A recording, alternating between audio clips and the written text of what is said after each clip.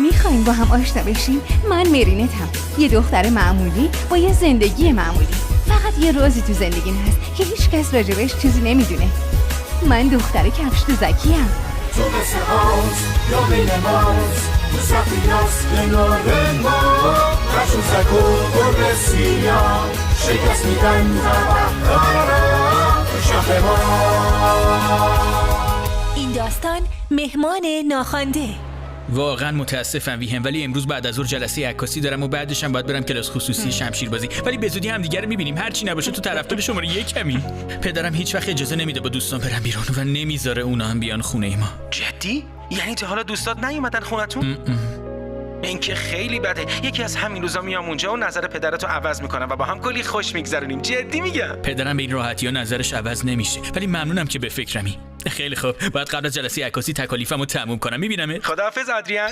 چرا از اینکه پدر رفتی سفر نهایت استفاده نمی‌کنی؟ چند تا دوستاتو دعوت کنی کم صفا کن. پلک، خودت که میدونی پدرم از من چقدر انتظار داره، نمیتونم بدون اجازهش همچین کاری بکنم. تازه‌ش هم اگه بخوام خوش بگذرونم محافظم چارچشمی مواظبم و حواسش از خارج از برنامه کاری نکنم. بی خیال بابا، تو وقتی منو داری با این ذخیره بی پایان پنیر و قصه هیچ رو نخور.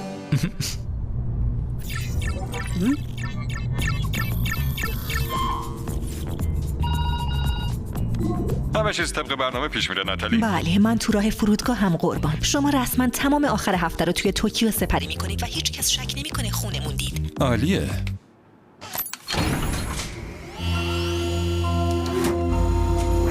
ای با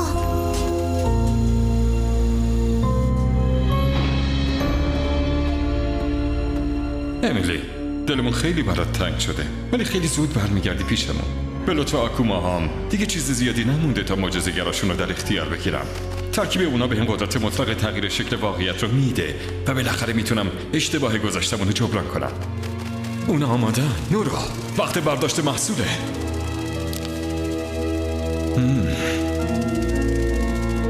خیلی خب، هدفمون رو یادتون باشه. نفوذ به دژ فضایی یا همون اتاق آدریان. مانع اصلی سر راهمون یعنی بابای آدریان برای شرکت تو هفته مد توکیو همراه با مانع شماره 2 تو راه ژاپنه. برای مانع شماره 3 هم یه سلاح مخفی داریم که از راه برش می‌داریم.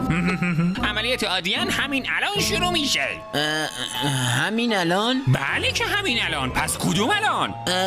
آخه به میلان قول داده بودم که همین الان بهش تو درختکاری و کنار رودخونه کمک کنم. صبر کن ببینم داستان درختکاری امروزه. بله، و اگه اونجا نباشیم بچه‌ها بد جور ناراحت میشن. احتمالش هم 100%. برای همینم از قبل برای هر کدوم یه بهونه رسمی آماده کردیم. مثلا تو کیم کلاس شنا داری؟ آخ جون، من مایام همیشه پامه.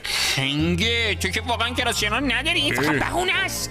ولی این کارمون دروغ گفتن نیست؟ متاسفم ولی حق با مکسه. بقیه نباید از این قضیه با خبر باشن. خیلی خوب، آماده این به خاطر آدریان بچه ها.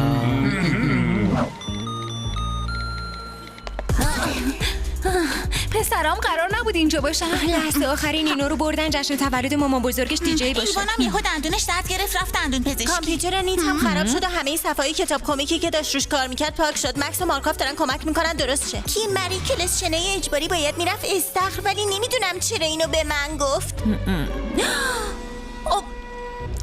حالا که بحث بهونه شد، من یادم رفت بهتون بگم که باید امروز به پدر بزرگم کمک کنم تا برای تولد یکی از موشاش کیک بپزه. شرمنده میلن، بعدم میبینمتون دخترا. من اشتباه میکنم یا امروز واقعا روز جهانی بهونه آوردنه؟ سلام، ما اومدیم آدریان رو ببینیم. باید با هم روی یکی از پروژه‌های مدرسه کار کنیم.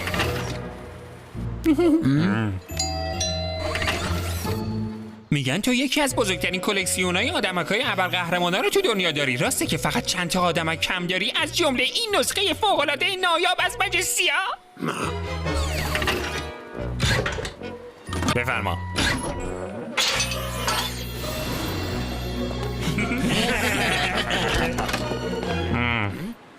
در ضمن 2 تا دیگه از دوستای آدریان هم میان که واسه پروژه این شاله جغد کلاسیک نسخه ویژه 60مین سالگرد نمیخوای؟ ولی اگه مرینه، جولیکا، روز، میلن، آلیا یا الکس در زدن نظر بیان تو باشه. اون واقعا خوب چونه میزنه ها. بچه شما اینجا چی کار میکنین؟ به خاطر پروژه مدرسه اومدیم دیگه. پروژه؟ کدوم پروژه؟ همون پروژه بود. اون پروژه رو میگی.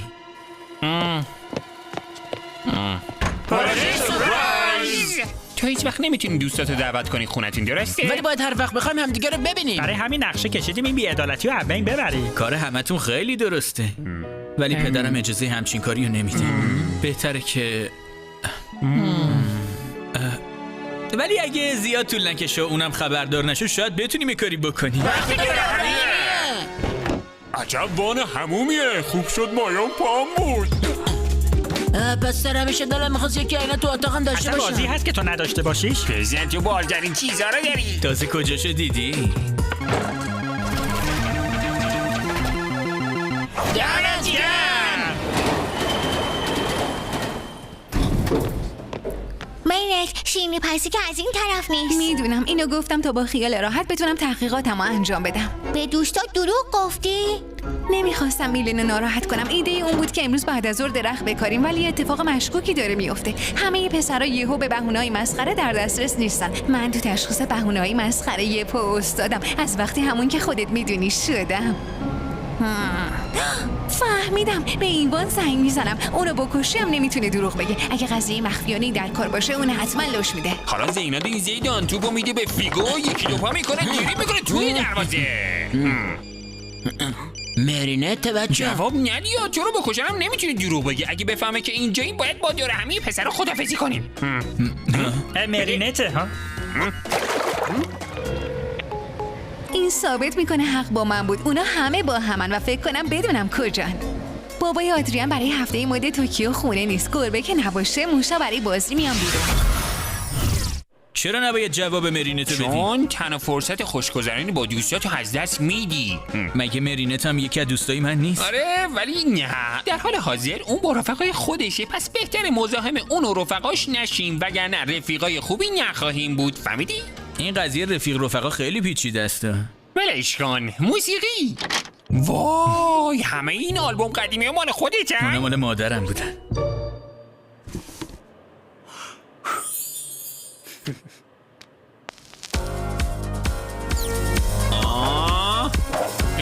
شب کن ببینم صداش بلندتر از این نمیشه. ای مکس مارکو ببینم چی کار میکنی. الان درستش میکنم. فقط باید به تابلوی برق خونه متصل بشم.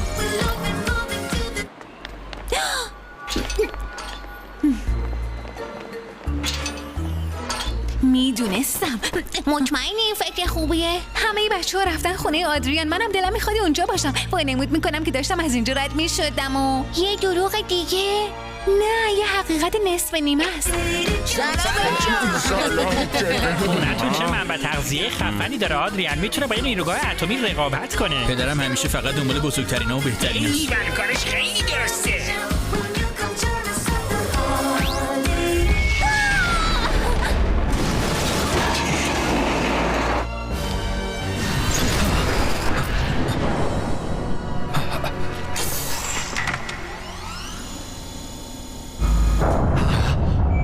سیستم قطع شد. امیلی ببینم تو مطمئنی صداش زیادی بلند نیست؟ شوخی گرفته دور همینه دیگه. چه الان فرصت خوبیه. این سر و صدا برای چیه؟ شرمنده قربان، ما فقط داشتیم پروژه مدرسه داشتیم رو پروژه مدرسه کار میکردیم. موضوعش چیه؟ آسیب پرده گوش؟ نه درباره فوتباله. جدی میگید؟ دارین اشتباه میزنین. بذارید نشونتون بدم چجوری بازی کنین. زیدان، رونالدو و گل. برای عکاسی اومدیم. یه مهمونی، یه محیط ایدئال برای جلسه عکاسیمون.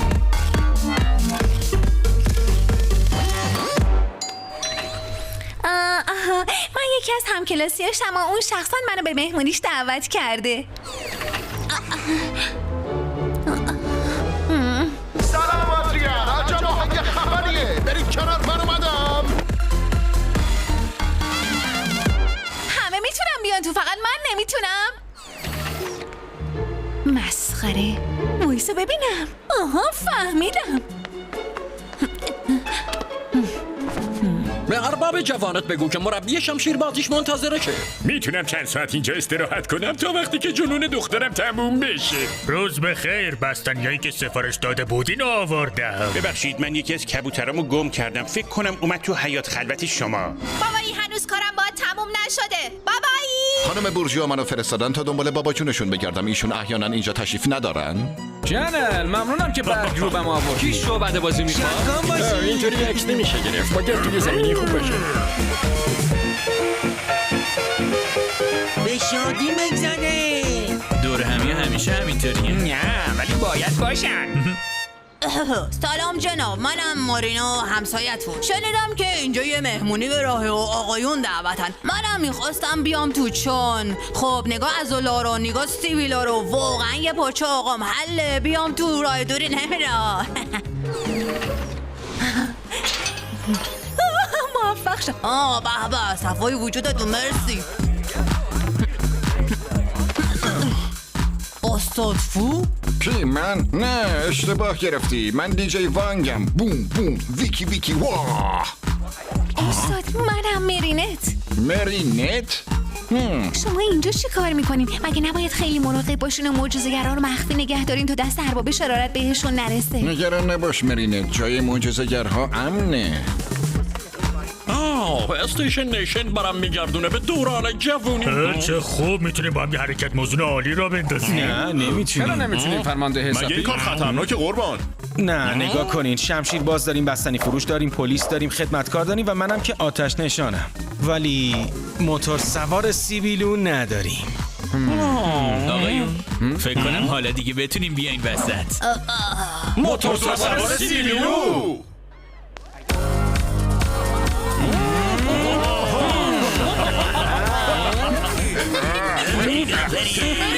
از استایلت خوشم میاد. آقا مواظب باش. ممنون مرد جوان، عکس العمل‌های غریزیت خیلی خوبن. کمک به بقیه همیشه عکس العمل غریزی من بوده، مثل شیرجه زدن ماهی.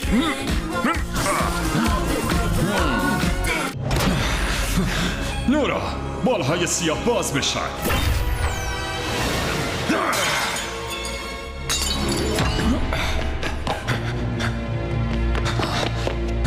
به یه نفر احتیاج دارم که برق از بیرون وصل کنه. هیچ حس منفی احساس نمی کنم، فقط شادی حس میشه. تو خونه من چه خبره؟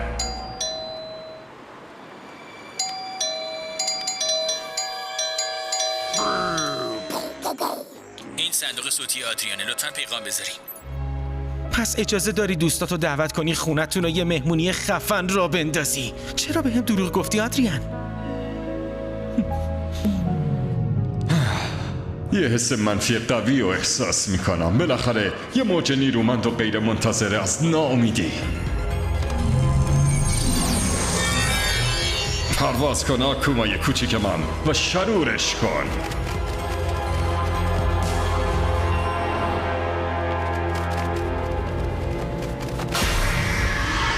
مهمان ناخنده، من ارباب شرارتم. پس دعوت نشدی ها؟ خب من بهت قدرت به هم زدن مهمونی و همینطور تموم کردن خوشحالیشون رو میدم. بیا بریم مهمونیشون رو خراب کنیم ارباب شرارت. شمایی که به خونه من تجاوز کردین حالا با هولناکترین نبرد شروری که تا به حال به وجود اومده روبرو میشه.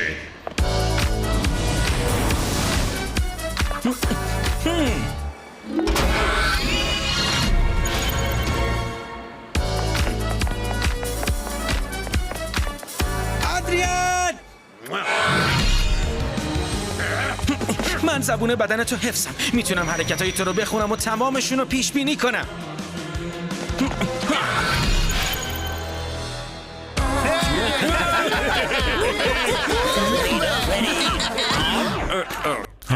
مرین توی؟ نه نگاه کنین، منم مارینا. خب آدریان، پس برای بزرگترین طرفدارت وقت نداری یاره؟ حالا کاری میکنم دیگه فراموش نکنی منو دعوت کنی به مهمونیت.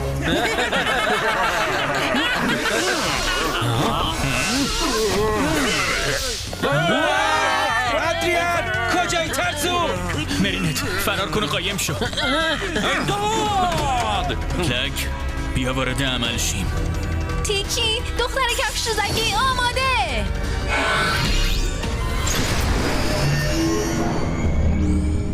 عالیه. مهمونای ناخوندمون دیگه هر لحظه ممکنه سر برسن. اون آهنگر رو شنیدی که میگه وقتی قهرمانا پیداشون میشه مهمونی تمومه؟ احمقا، فقط کافیه لمستون کنم تا معجزه گراتون مال من بشه.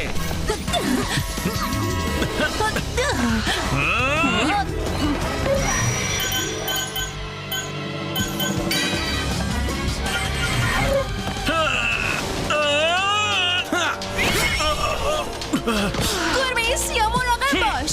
کجا میدونست میخوام چی کار کنم؟ حتما قدرتش همینه، میتونه ما رو پیش بینی کنه، پس باید غافلگیرش کنیم. گردونه خوششانسی.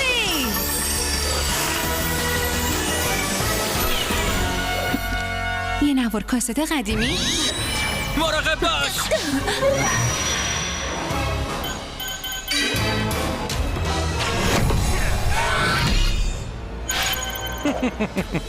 نه تنهایی نرو سراغش، خود تنهایی هیچ وقت موفق نمیشی. بانوی منو پس بده.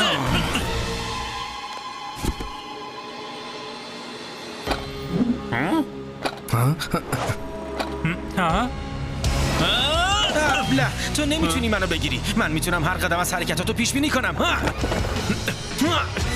رقص نور.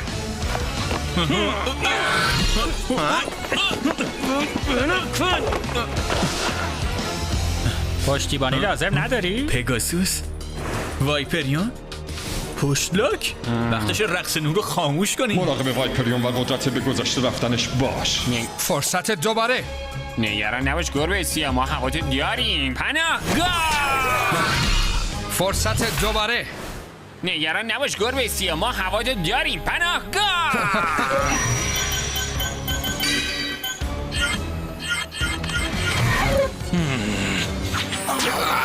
ای وای نه.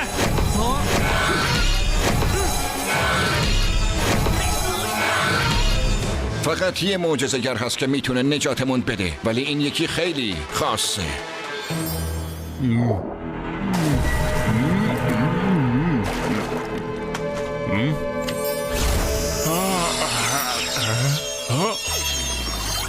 آخه یه میمون عروسکی پرنده. من عروسک نیستم، اسم من شوپو کله پوک.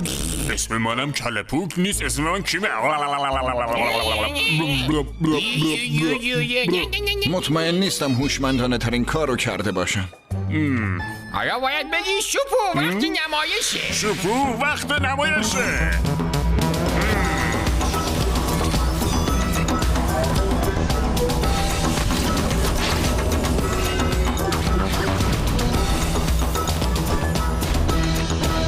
کارت عالی بود مهمون ناخونده. حالا فقط کافیه معجزه‌گرا رو برام بفرستی. بزن بریم. یه لحظه صبر کن، شاه میمونم عاشق مهمونیه.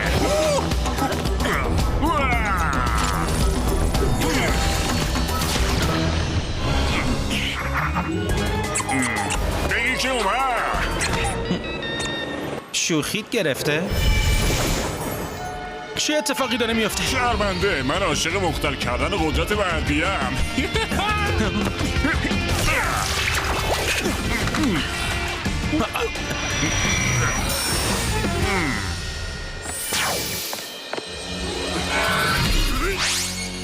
ای وای خدای من.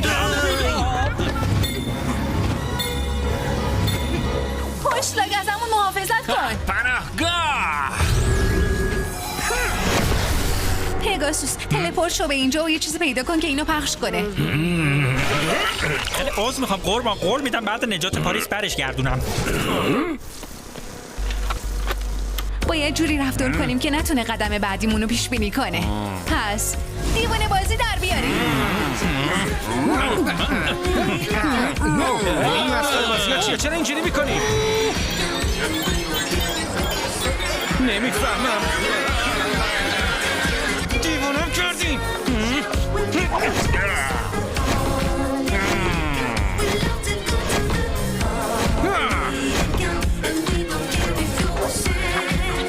گربه سیاه، پنجه برنده.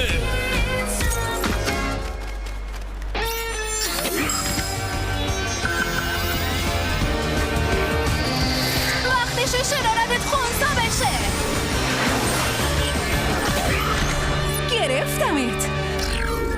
خداحافظ پروانه کوچولو. کفش زاک معجزه آسا.